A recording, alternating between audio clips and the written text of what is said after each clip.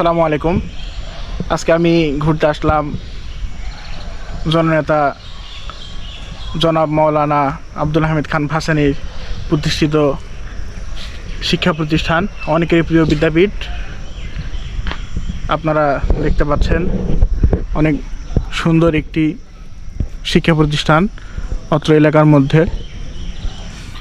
প্রত্যন্ত অঞ্চলে কিন্তু এই শিক্ষা প্রতিষ্ঠানটি তিনি গড়ে তুলেছিলেন শুধুমাত্র এই এলাকার অসহায় সাধারণ শিক্ষার্থীদের সুশিক্ষার কথা চিন্তা করে,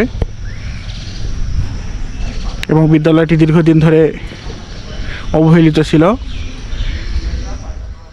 এখানে নতুন একটি ভবন হয়েছে, কিছুদিনের মধ্যে এখানে কিন্তু লিফট লাগানো হচ্ছে। এতে করে সাধারণ শিক্ষার্থীরা কিন্তু অনায়াসে গ্রাউন্ড ফ্লোর থেকে একবারে 6th ফ্লোরে চলে যাবে।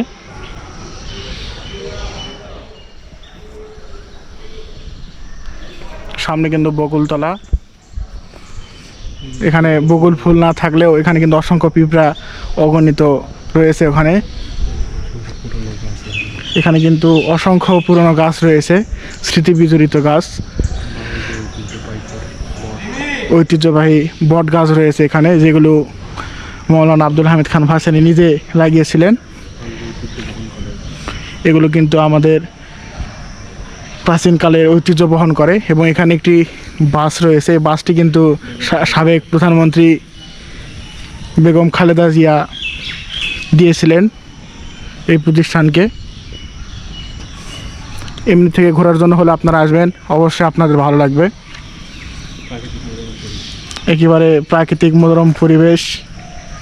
এখানে দেখতে পাচ্ছেন ওয়ালে কিছু ক্যালিওগ্রাফি করা হয়েছে।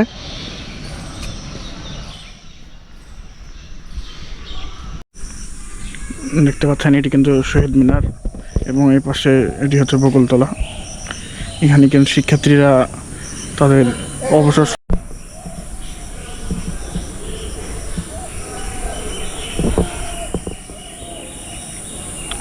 এই পাশে কিন্তু একাডেমিক ভবন। এখানে একাদশ দ্বাদশ শ্রেণীর ক্লাস হয় এবং কয়েকটি অনার্সের ডিপার্টমেন্ট এখানে রয়েছে।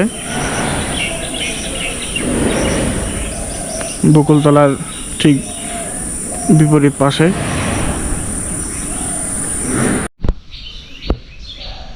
একবারে কোনার দিকে কিন্তু হচ্ছে বাংলা বিভাগ এবং দর্শন বিভাগ। এটি সর্বপ্রথম ভবন।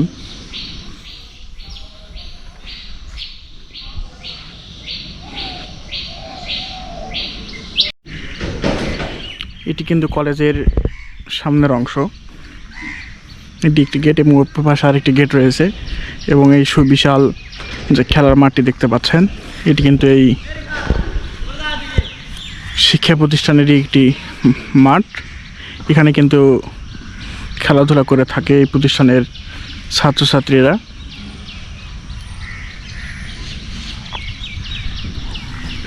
সবাই ভালো থাকবেন, সুস্থ থাকবেন। দেখা হবে নতুন কোনো ভিডিওতে। আমাদের চ্যানেলকে লাইক, ফলো, কমেন্ট, সাবস্ক্রাইব করে সাথে থাকবেন। আল্লাহ হাফিজ।